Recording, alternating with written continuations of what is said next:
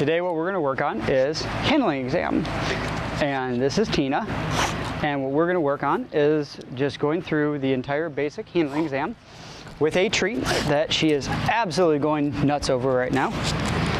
And from here, we're just going to do a 360-degree loop around the dog, and then we'll cover every single part of her and make sure that she is good as far as safety and tolerance.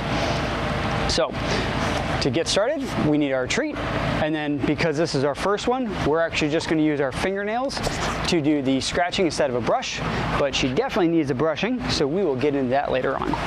So to start off, I always start the ears because they're the most prevalent for me, and that's how I was started off. So it's the easiest for me to always remember.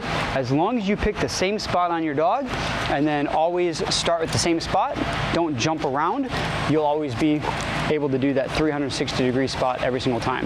The worst thing that you can do is go from one spot and then jump to another spot and then try to jump back. That's how you miss things. So I've got my treat. She loves her treats, so she's going to be very, very easy to manipulate how I want her to. So I want to start by looking inside of both of those ears. As I look into the ear, I'm going to look for any type of dirt, debris. I'm looking for ticks. I'm looking for those seed ticks that are very, very small. I want to smell inside of those ears. Surprisingly, your ears should smell like an ear. If it starts smelling like feet, oh, thank you. That's where you're going to have a lot of your health issues as far as, especially in a humid area. You're going to get those yeast infections. Ear infections are very, very common around here. And it's very easy for you guys to be able to stop those before they get really bad just by smelling your dog's ears. So we want to be able to check both of those ears. Now notice how I always keep that treat in front of her nose and let her keep working on it. I've got an entire stick here, so I can let her keep working on that stick so that she allows me to continue looking into these ears. But I want to start again with both of these ears. Any excessive buildup inside of the ears, I can use Q-tips, but a dog that jumps up into my face, bounces around, Q-tips can be very dangerous to be able to work with. Cotton balls are probably going to be your best bet for a dog that's very active. A dog that just lays there and lets you do whatever you want, Q-tips can be a little bit easier to work with. They do make ear flushes. An ear flush, you literally just spray it in there, cover it, rub it around, and then run, because when they shake their head, it goes everywhere. So do not do that inside your house. From the ears, we're going to go and roll forward, and we're going to go to the eyes. So from the eyes now, I want to be able to look through here. I want to wipe away those eye boogers. I want to cover those eyes. Dogs want to be very tolerant with what we're doing. So if I cover her eyes while she's getting that treat, she's going to be much better with a kid coming up and messing with her eyes and being able to play around with her as well.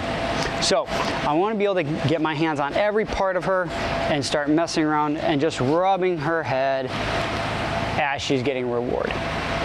From the eyes, I want to make sure that those are nice, clear, and that they're not clouded over. And then we're going to roll on over to the nose. So from the nose, I'm going to take a look. I don't want to have any excessive discharge from the nose. I also don't want it to be dry, crusted. I don't want it to be cracked. Depending on the breed of dog, you're going to have dogs that will drag their noses across the ground. You'll have some dogs that will literally eat rocks and they'll scrape their nose up from the rocks.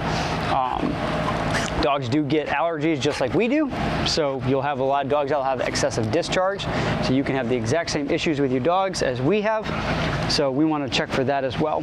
So allowing me to check out her nose, she's going to get another chunk of that treat.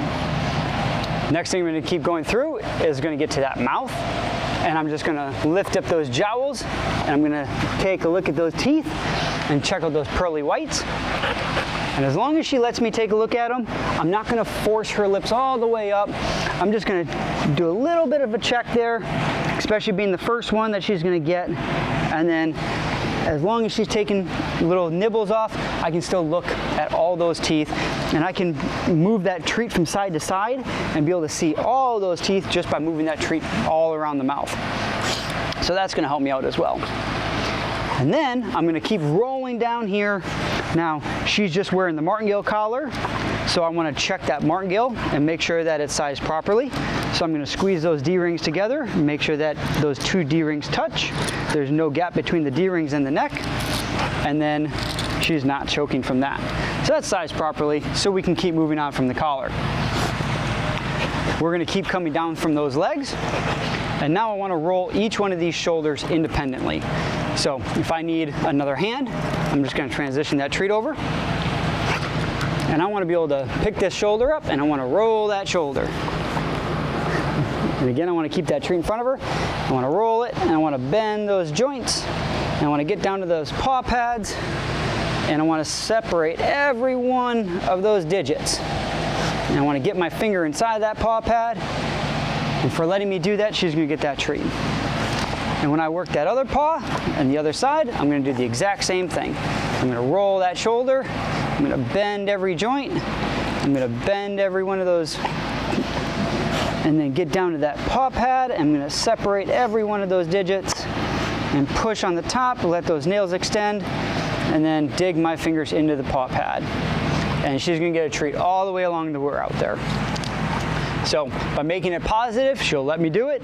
If she starts fighting back with me, I want to just make sure that I go slower, and I want to make sure that the reward is heavy.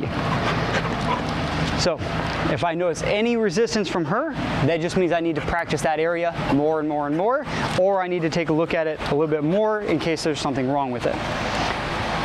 From here, I'm going to come down, and I'm going to start checking underneath the chest. So what I like to do is I take both my hands and I run them simultaneously down both sides, and I'll run all the way down, and I'll feel on both sides to make sure that there's nothing attached.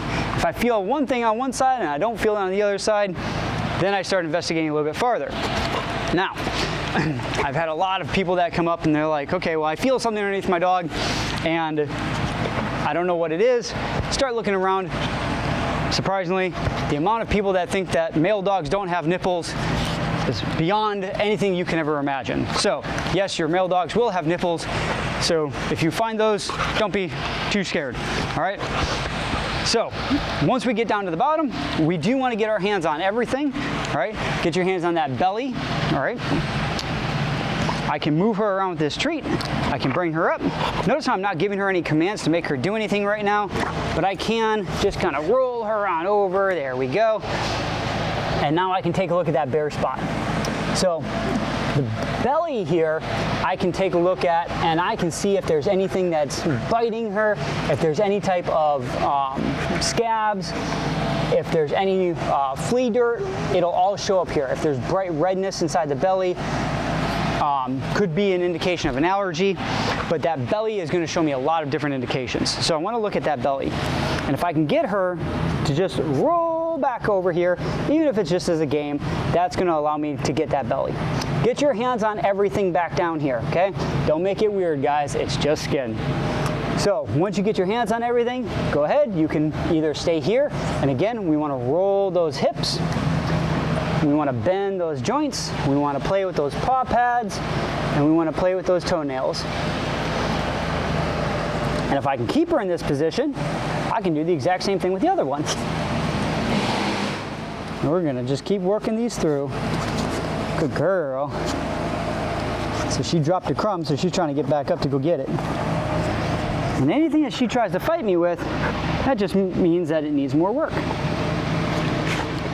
Now, dogs will be much more reserved with their back legs than they will their front legs, because they need those a lot more than what they do for their front.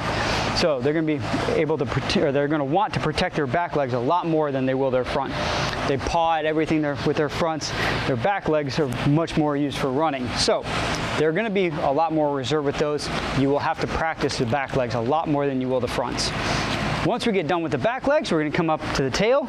We're going to squeeze the base of the tail, squeeze and release, nice and gently, but see how she flips around on me. That is because my treat is no longer in front of her nose. So I'm going to start here, and if I squeeze too hard, I'm going to distract her from her treat. And I don't want that. So I want to squeeze soft enough to keep her attention here, but I want to squeeze hard enough to make it so that she's actually building a tolerance level to it. All right? Now, my next stage is going to be grabbing the base of the tail and giving it a gentle little tug. Okay, again, if she looks away, it's either too much of a tug or it's not enough of a treat. So I want to work back and forth here. Good girl. There it is. all right? And balance those two out. Next stage up, I'm going to use my fingernails. I'm going to scratch from the back of the butt all the way up to the neck. And I told you she needed a brushing, and you can see how much of that is coming out just with fingernails. Good girl. And eventually what we're going to do, oh yeah, is we're going to get some brushes into her, but we want to start with fingernails. And then we'll work up an intensity of brushes.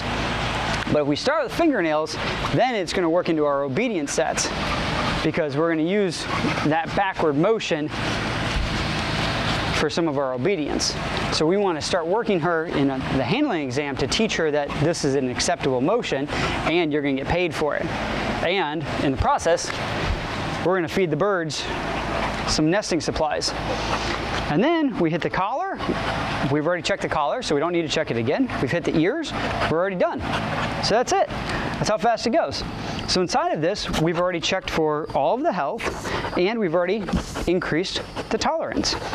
And those are the two things that we're going to do for our handling exams. And that's it. So, Tina, you ready to train? I think you are. Let's go do it.